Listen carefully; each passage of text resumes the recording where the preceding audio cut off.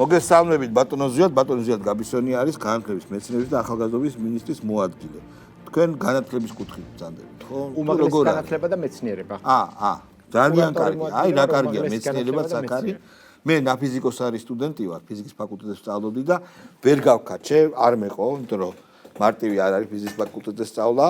მივხვდი რომ ფიზიკოსი ჩემგან არ გამოვიდო და თუმცა მოყვარულის დონეზე რაღაც დიდი გულშემატკივრობა აქვს მეცნიერებს, იმიტომ რომ მეცნიერები არიან ადამიანები, აი ბერები, ნამდვილი, რომლებიც თუ მართლა მეცნიერია, შეწირული არის ამ საქმეს.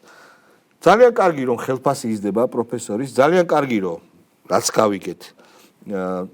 მე 1 წელი აღარ ისწავლიან ბავშვები, იმიტომ რომ მე 12 წელი არ იყო საჭირო, მე 0-დან 10 კლასამდე სწავლობდი, ეგრე იყო სწორი. კარგია რომ გადაწყვიტეთ უმაღლესი სასწავლებლების თბილისიდან გატანა. ყველაზე მთავარი, რას გამოარჩევთ? პირველი, რაც ყველაზე მნიშვნელოვანია თქვენთვის, ბევრი პუნქტია. იქიდან დავიწყოთ და მივყვეთ მე. კი ბატონო, პირველ რიგში ძალიან მნიშვნელოვანია ითქვას ის, რომ გუშინდელი პრეზენტაცია იყო უმაღლესი განათლების რეფორმის ნაწილი და არა სკოლების ნაწილი, რადგან სკოლებზე ვამზადებთ, რა თქმა უნდა, ამას და უფრო მეტი დეტალი იქნება ცნობილი, იმიტომ რომ მაინც გამოვიდა, რომ გარკვეულწილად კონტექსტიდან ამოგლეჯილია, მარტო კლასთან დაკავშირებით მოხდა. თვითონ რეფორმა არის ძალიან ფუნდამენტური და გულწრფელად რო გითხრათ, მე ხა ამ სისტემაში 25 წელია დაახლოებით რაც ვარ, უწყვეტად როგორც პროფესორი და ასე შემდეგ, რატო ვამბობ? იურისტი გახლავართ, კერძო სამართლის მიმართულებით, ოღონდ მაქვს ძალიან სპეციფიკური დარგები, საერთაშორისო კერძო სამართალი, ინტერნეტ სამართალი და ხელოვნური ინტელექტი და ანუ ისეთი თანამედროვე ტექნოლოგიური მიმართულება, მაგრამ და კერძო სექტორში რატო არ დაჩით და აქ რატო ხართ? კერძო სექტორში ვიყავი მთელი ცხოვრება. და გადაწყვეტეთ რომ საჯარო სამსახურში მხოლოდ ეხლა შემოუერთდი სულ 2-3 თვეა. მომილოცავს. ალბათ იგრძენით სუსხი უკვე კი ბატონო. რეფორმებთან დაკავშირებით. სპეციალურად გასაგები. კი ბატონო, ამიტომ მთავარი საკითხი რა არის, რომ უმაღლესი განათლების რეფორმას რატო ვამბობთ, რომ ფუნდამენტურია, რადგან ისეთ სფეროებს ეხება, რაც აქამდე 30 წელი არ შევხებივართ.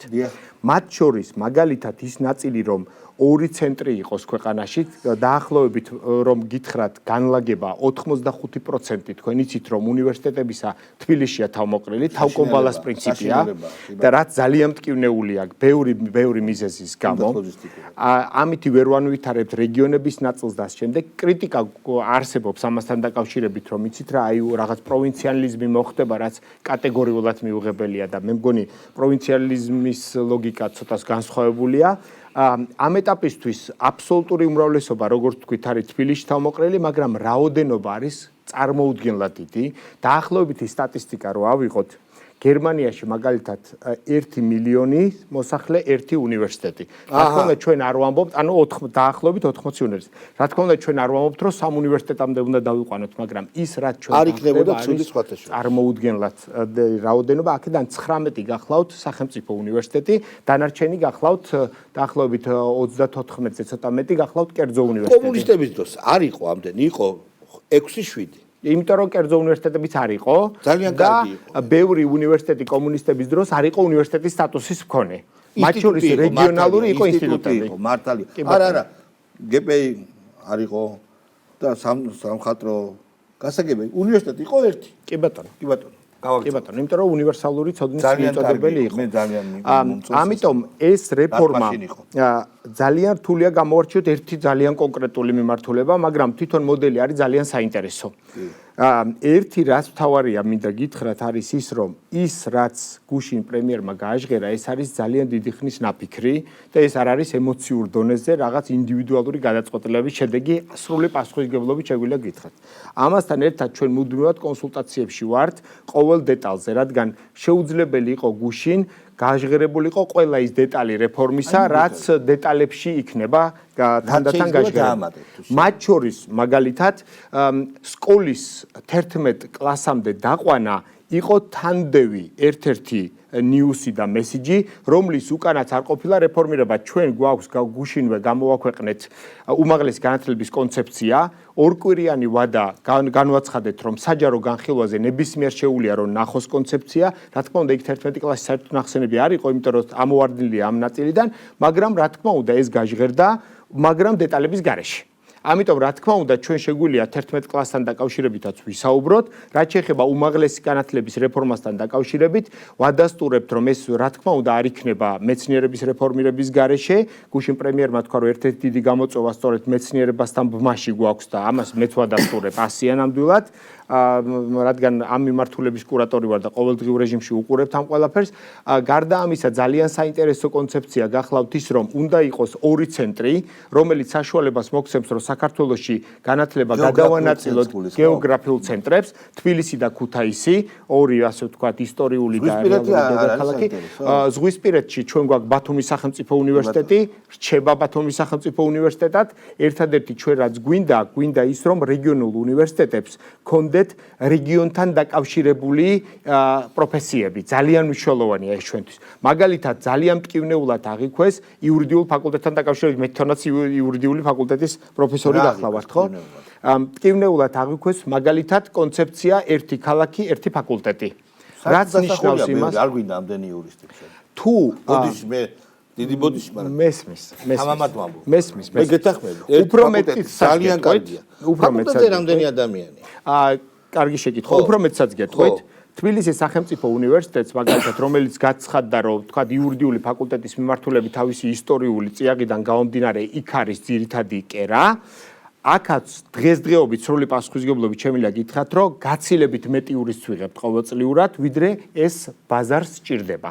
ბაზარს კარგი გაგებია. მაგრამ აქ ერთი ამბავია უყურეთ ცხვრის ფარა რო არის დიდი ბოდიში რომ იურისტებს ვადარებ ფიზიკოსები ავიღოთ კი ბატონო თქვენ კარგად იყავით ღმერთმა კარგად გამყოფოთ ფიზიკოსებიც კარგად გამყოფთ ღმერთმა ხო მე არა ვარ ფიზიკოსი და კარგად იყავით საერთოდ არიან ზეციურ საქართველოში გადარჩენ მეგონი იმიტომ ისე გაჭირებულები არიან ეგ საწყლები მოკლედ გას ვაგო უყურეთ ფიზიკოსები ან ქიმიკოსები დამნიშნულობა აქვს რაოდენობის ხარისხში გადასვლის საკითხია ეს მუშაობს თქვენ ჭვიანი კაცი კეთახმებით უყურეთ როცა 100 კაცია შეიძლება 100-ვე არ დაგჭირდეს მაგრამ 100-დან 50-ია უკეთესი 50-დან 20 და როცა ძირი იკლებს შეიძლება გენიოსმაც ისე კარგად ვერ გაიხაროს ხო ხვდებით ხარისხი გადადის რაოდენობაში თლად რაოდენობა არ უნდა მოვცელოთ არა ლოგიკა ეს არ არის ანუ ლოგიკა არ არის ზუსტი რაოდენობების განსაზღვრის ნაწილში ნახეთ ჩვენ არ დაგავიწყდეთ რომ გვერდით ყავს კერძო უნივერსიტეტებიც ანუ ჩვენ აქვს საუბრობთ ახლა უმაღლესი განათლების რეფორმის დიდი კომპონენტი ეხება სახელმწიფო უნივერსიტეტებს. რატომ? იმიტომ რომ სახელმწიფო უნივერსიტეტი არის საჯარო სამართლის იურიდიული პირი, რომლის დაფინანსების აბსოლუტური უმრავლესობა სახელმწიფო ბიუჯეტზე მოდის. ანუ ჩვენ ვამბობთ, რომ საჭიროებები, რასაც უნდა მოხმარდეს უმაღლესი განათლების ნაწილი, ჭირდება სახელმწიფოსთვის. კი ბატონო, ეს ერთი ნაწილი. მეორე, კერძო უნივერსიტეტები რჩება ბიზნესად. რა თქმა უნდა, ბიზნესი არ ნიშნავს თავისუფალ ბიზნესს, რადგან რეგულირებადი ბიზნესია განათლება მოგეხსენებათ, აკრედიტაციები, ავტორიზაციების ნაწილები და არ უნდა იყოს. არის გარკვეული ტიპის სტანდარტებზე დაფუძნებული. ამიტომ უნივერსიტეტები, კერძო უნივერსიტეტები, რომლებიც გადალახავენ აკრედიტაცია, ავტორიზაციის სტანდარტებს და იურიდიულ სკოლებს გააგრძელებენ, მათ შორის ბაკალავრიატი, მაგისტრატურა, აქ რაოდენობა არაფერი არ იზღუდება. ანუ კერძო უნივერსიტეტებს შეუძლიათ გარკვეული ტიპის ბაზრისთვის დამატებითი, ასე ვთქვათ, კონტინგენტი შექმნან. რეზერვების ამ მსგავსი ტიპის, აი იმ ლოგიკით თქვენ რასაც ამბობთ, რომ მაგალითად 200 სტუდენტი თუ ავიყვან, იქიდან შეიძლება 20 გამომადგეს რაღაც მაღალი კვალიფიკაციით, ან შეიძლება იმ კონკრეტულ ნაწილში გამოადგეს ქვეყანას, ხო? იმიტომ რომ სამართალიც ხო ძალიან ბევრი სფეროსგან შედგება. მაგალითად, კერძო სამართლის ექსპერტები ვთქვათ, ან სპეციალისტები სისხლის სამართალში არ გამოუდგებით და პირიქით. ანუ აქაც არის დაყოფა. მაგრამ ერთი ხაფანგი იყო ყოველთვის. ეს კერძო უნივერსიტეტები აგუიმებდნენ საწყალ ქართველებს ისევ არის შენარჩუნებული ოღონდ დიპლომი მქონდეს და აგუიმებდნენ და მასას კრებდნენ რა.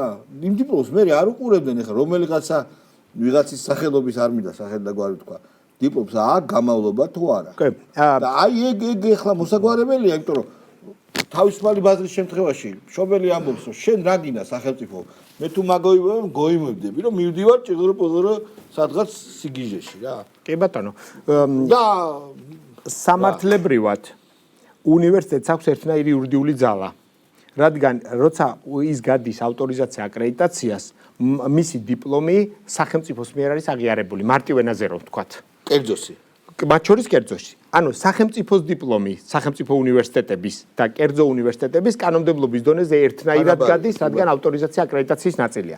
მეორე არის, რაც პრემიერმა ხაზგასმით თქვა, ხარისხის ნაწილი. რა ხდება ხარისხის ნაწილში? რატომ არის მაგალითად ჩვენთვის მტკივნეული რეგიონული უნივერსიტეტების დონეზე, თუნდაც სამართლის ფაკულტეტები ყველგან შევინარჩუნოთ? რესურსები, აკადემიური ნაწილი არის საკმაოდ პრობლემური. ანუ რეალურად ჩვენნაირი პროფესორები ძალიან ბევრ ადგილას ასწავლიან. ხო, ყველამ ვიცით. არ არის ფული და არ მიდის ჭკვიანი. რა თქმა უნდა. მეორე ნაწილია, იგივე დაფინანსების ნაწილზე ხელფასი რო განაცხადა და თუ თქვა პრემიერ-მინისტრმა თქვა რომ 10000 ლარი 10000 ლარი, ოღონდ დათქმას ვაკეთებთ. ანუ ჩვენთვის მნიშვნელოვანია რომ იმ პროფესორისთვის, რომელსაც 10000 ლარს გადაუხდით, ის იყოს ეგრეთ წოდებული კათედრის ან დეპარტამენტის მიმართულების ხელმძღვანელი, როგორც ევროპაშია სხვათა შორის, არაფერ განსაკუთრებულს არ ვამბობთ, მას ყავდეს ასოცირებული პროფესორები და ყავდეს ასისტენტ პროფესორთა კოჰორტა, რომელიც იგივე სასემინარო მუშაობის დროს და გარკვეული ტიპის სალექციო აქტივობების დროს დაეხმარება პროფესორს. მაგრამ თუ ამ ტიპებს რომელიღაც ევროპულ უნივერსიტეტი აძლევს 100 მანეთს და 20 მანეთს აძლევს სახელმწიფო. ვერ მოსთხოვ ხარ სპეციალისტ რომ 20 მანეთზე წამოვიდეს. გაიზრდება თუ არა ეს? კი, ეს თავისთავად გაიზრდება და გავხსნი რატომ. ესე იგი ორი კატეგორიის პროფესორები გვეყოლება. როგორც იდეაში უნდა ყავდეს. პროფესორები, რომლებიც სრულ შტატზე 40 საათი ვთქვათ სიმბოლურად მუშაობენ უნივერსიტეტისთვის და შეგახსენებთ რომ ჩვენთან უნივერსიტეტის და პროფესორის მოდელი დაგვერღვა. რომელი უნივერსიტეტზეა? სულ ერთია. სულ ერთია. სახელმწიფო უნივერსიტეტებს გულისხმობ რეფორმის ფარგლებში. იმიტომ რომ კერძო უნივერსიტეტს ხო ჩვენ ვერ განუსაზღვრავთ ხელფასს. სახელმწიფო უნივერსიტეტებზეა ლაპარაკი. შესაბამისად, რატომ დაირღვა? უნივერსიტეტის პროფესორი დღეს ძირითადად აღიქმება ლექციების წამკითხავად. რაც სერიოზული პრობლემაა, რადგან მიბმული არის საათობრივ ანაზღაურებაზე, დიდ დატვირთვაზე და ასე შემდეგ. მათ შორის იდეაში გამოცდების მიმღების ნაწილი არის ასისტენტ პროფესორები, ასოცირებულები და ნუ გამოცდების ნაწილში ევალება რომ პროფესორს, მაგრამ პრაქტიკაში გასაგებია რომ ესეც არ არის სამწუხაროდ. მათანალის ვინც მიკითხავდა პროფესორი იმ გამოსწორებას მეც გიდასტურებთ რომ ჩემ სტუდენტებთან მევასწორებ ყველა ურთიერთობა მქონდა და ლაპარაკ კი ბატონო მე ასისტენტი არ მყავს და პიროვნული მომენტი იყო გიდასტურებთ მაგრამ არის მეორე კომპონენტი რაც ძალიან მნიშვნელოვანია ჩვენი აზრით და ეს პრემიერმა გუში ხაზგასმით თქვა საქმე ის გახლავთ რომ პროფესორი ჩვენ მხოლოდ ლექციის წამკითხავად არ გჭირდება, მას აქვს უნდა კონდეს უზარმაზარი დატვირთვა სამეცნიერო ნაწილშიც. პედაგოგიურიც და სამეცნიეროც. და ის სტუდენტები იყვნენ იმ თემების ასისტენტები, რომელზეც ის მუშაობს. მათ შორის ის ვალდებული უნდა იყოს, რომ აწარმოოს კვლევა, რომლის შედეგებსაც თავის სტუდენტებს გააცნობს და ქართული იყოს პუბლიკაციების გამოქვეყნებაში, რომელზეც სხვათა შორის ვამბობთ, რომ ეს არ იქნება ხელფასში შემავალი ანაზღაურება, ის იქნება დამატებით, თუ ის პუბლიკაციას გამოაქვეყნებს, განსაკუთრებით სკოპუსში, Web of Science-ში, მაღალ გარდა ამისა, მას არ ეზღუდება საგრანტო პროექტებში ჩართვა, კვლევით პროექტებში. ამასთან დაკავშირებით სახელმწიფო დღეს მაგალითად რუსთაველის ეროვნული სამეცნიერო ფონდი გვაქვს, არსებობს კიდევ სხვა ტიპის პროექტები, მათ შორის სამინისტროსაც აქვს, არსებობს ჰორაიზონი, ევროკავშირის საგრანტო პროექტები, არსებობს დუალი და ბილატერალური, არის უამრავი პროგრამა, სადაც ძლიერ მეცნიერს და პროფესორს შეუძლია აქტიური მონაწილეობა მიიღოს. სტუდენტი შეგირდად ყავს. და სტუდენტი შეგირდად ყავდეს, მისი მაგისტრები აქტიურად ყავდეს ჩართული, დოქტორანტები კიდევ უფრო აქტიურად და უფრო მეტსაც გეტყვით, ჩვენ გვაქვს საგრანტო პროექტები, სადაც სავალდებულო კომპონენტად განსაზღვრავთ ახალგაზრდა მეცნიერთა ჩართულობას. რა თქმა უნდა, ეხა უფრო სიღრმეებში ქვემოთ არ ჩავალ, მაგალითად ძალიან მნიშვნელოვანია რეფორმის ფარგლებში და ვგეგმავთ, რომ ეგრეთ წოდებული პოსტდოკების ინსტიტუტი გავაჩინოთ, ეს გულისხმობს იმას, რომ ადამიანი, რომელმაც სადოქტორო დაიცვა და დოქტორის ხარისხი მივიდა, მე სისტემიდან გადის. რატო? პრაქტიკაში გადადის. და რეალურად ტიტულს იტოვებს ძალიან იშვიათად. ოღონდ ეს როგორც წესი იმიტომ ხდება რომ ფული არ არის ამაში. იმიტომ რომ დაბალი ანაზღაურება, ამიტომ თუ გაზდით ტიტულატურა ჭირდება, იმიტომ რომ სამსახურში ვთქვათ გარკვეული ტიპის დამატებითი ანაზღაურება მიიღოს, რადგან არსებობს სამსახურები, ტიტულატურის ნაწილზეც მე მგონი გასაგებია, ავტორიტეტის ნაწილია, ხო, როდესაც ერთთანაბარ პირობებში ერთი დოქტორია და მეორე ბაკალავრიატი აქვს დამთავრებული, დამსახურებელმა შეიძლება არეგულირებს. კერძოებში უფრო მეტად არეგულირებს. დოქტორი იყოს, მაგრამ ეს უფრო მომწონს. გიდასტურებთ. კერძოში ძირითადად ეს ასეც არის, თუმცა არის მაგალითად სპეციალური სამსახურები, სადაც მას გარკვეული ტიპის დამატებით იგივე HR-ის ნაწილში არის დამატებითი ქულები, კომპონენტები, რომელიც დამატებით გასწავლებას ითხოვს. ჩვენი ამოცანა ეხლა რა არის, რომ პირველ რიგში აუცილებელია პროფესორა განსაზღვროს კონკრეტული მიმართულებები. მათ შორის აუცილებელია ის, რაც არ გაჟღერებულა და რადგან გაინტერესებ, დამატებით ვიტყვით ამას, რომ გარდა სალექციო კურსებისა, რომელიც მუდმივ განახლებაში უნდა იყოს და რეალურ მოთხოვნებს პასუხობდეს, აუცილებელია, რომ ის იყოს მუდმივად ჩართული პუბლიკაციების ნაწილში, ეს ერთი და მეორე. ძალიან გვჭირდება, რომ მან გასაზღვროს კვლევითი პრიორიტეტები. პრობლემა რა არის დღეს?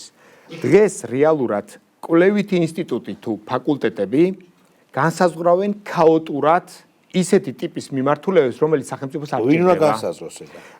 არსებობს ორი მოდელი. პოლიტიკა ვინ უნდა განსაზღვროს? სახელმწიფომ. არსებობს ორი მოდელი. სამინისტრო უნდა განსაზღვროს. დაუშვათ საქართველოს მთავრობა.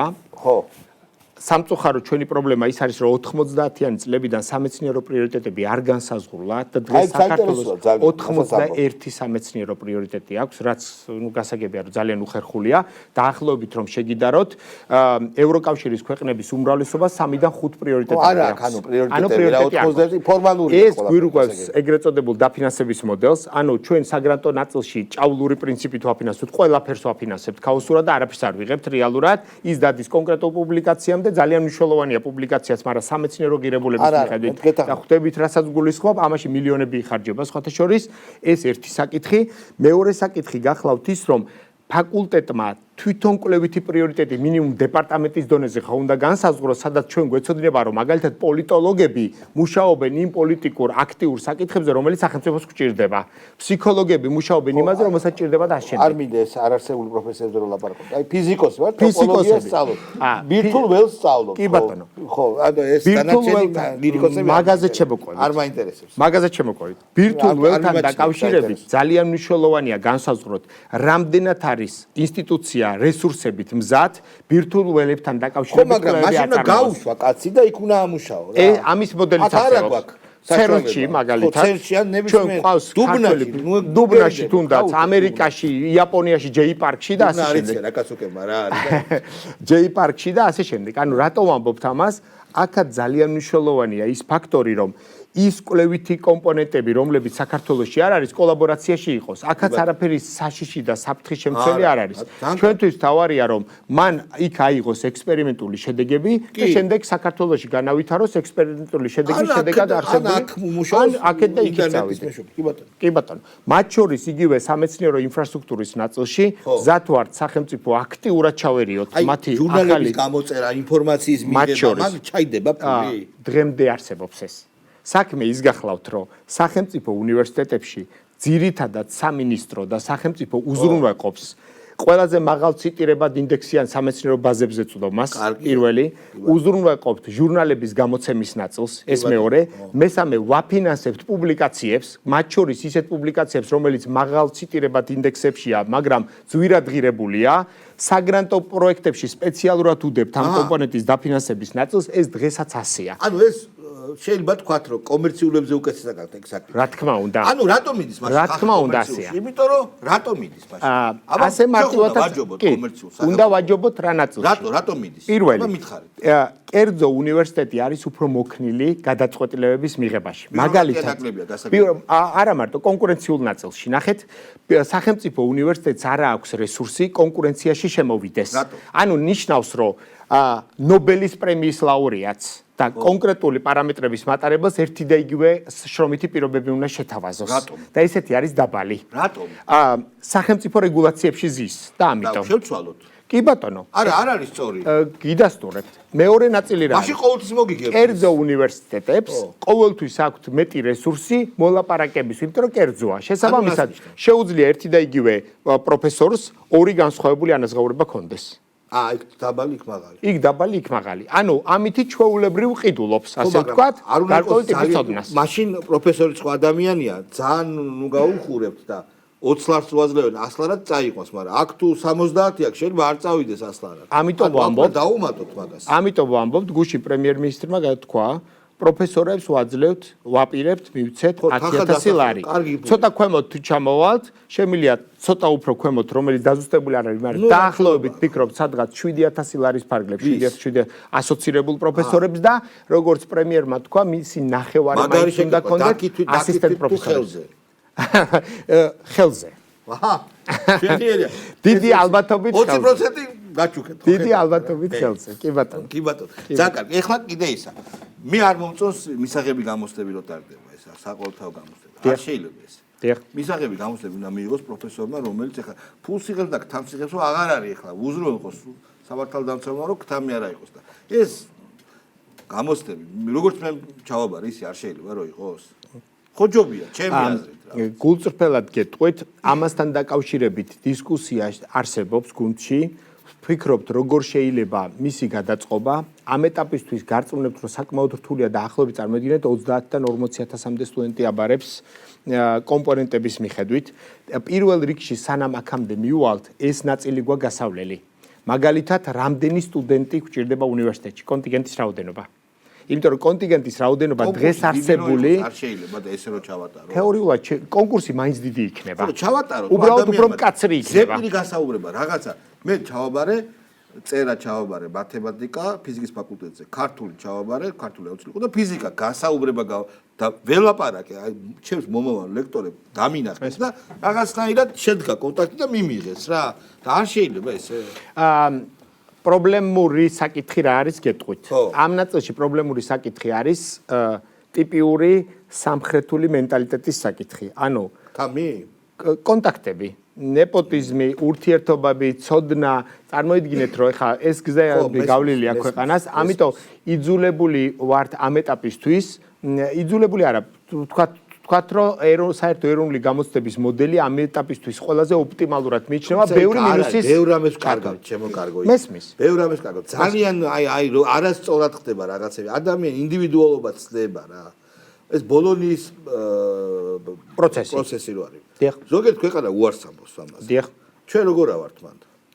საქმე ის გახლავთ, რომ ხშირად სპეკულირებთ ბოლონიის პროცესის მოთხოვნებთან დაკავშირებით. გავიგე, ხო. გარწმუნებთ, რომ არანაირი მსგავსი რეგულაციები ბოლონიის პროცესში არ წერია. ყველაზე სასაცილო არის ხოლმე ის, რომ ესე იგი უცებ მოსახლეობის უდიდესი ნაწილი ხდება განათლების ექსპერტი. როც დარწმუნებული ვართ, რომ დიდ ნაწილს საერთოდ წარმოდგენა არ აქვს, ან წაკითხულიც არ აქვს ბოლონიის პროცესის ის ნორმატიული აქტების ნუსხა, რომელიც გარწმუნებთ, რომ ძალიან ბევრჯერ გვაქვს და ძალიან ბევრი გვაქვს დამუშავებული, გარწმუნებთ, რომ არც 3+1-თან დაკავშირებით არანაირი ბოლონიის პროცესი თანხმედრაში პრობლემური არ არის, სრულად მოდის, უფრო მეც გეტყვით, ევროკავშირის დიდი ნაწილი ქვეყნებისა სტატისტიკას რო გავყვეთ, 3+1-ზე გადადის, რატომ? იმიტომ რომ 3+1 დასაქმების ნაწილში ბაკალავრიატი პლუს მაგისტრატურა. ამ ეტაპზე არის 4+2. ამ ეტაპზე არის 4+2. ვერ მიყვება ამ ამის მაგალითსაც გეტყვით, რომ ბევრია და გიდასტურებთ. მაგალითად 4+2 ნიშნავს 2 წელი მაგისტრატურა. რომელიც არ არის საჭირო. არ არის საჭირო და უფრო პრობლემურია. ყველა უნივერსიტეტებს ბოლო წლებში აქვს დანაკლისი სამაგისტრო პროგრამების შევსებაზე. არა იმიტომ, რომ რესურსი არ არსებობს, არამედ იმიტომ, რომ ეს ადამიანები იწყებენ მუშაობას და ძალიან უჭირთ 2 წლის განმავლობაში ასეთი ტიპის სალექციო დატვირთვას გაუძლონ, როცა გარწმუნებთ, რომ სამაგისტრო პროგრამების დიდ ნაწილში მეორე წლის კომპონენტები, როგორც წესი, არ გულისხმობს სამაგისტრო ნაშრომზე გადასვლას, ხშირად არის ან გაღრმავება, ან განმეორება რაღაცა. ეხლა რაც მე მაწუხებს ყველაზე ძალიან, როგორც ფიზიკოს და არა ლირიკოს.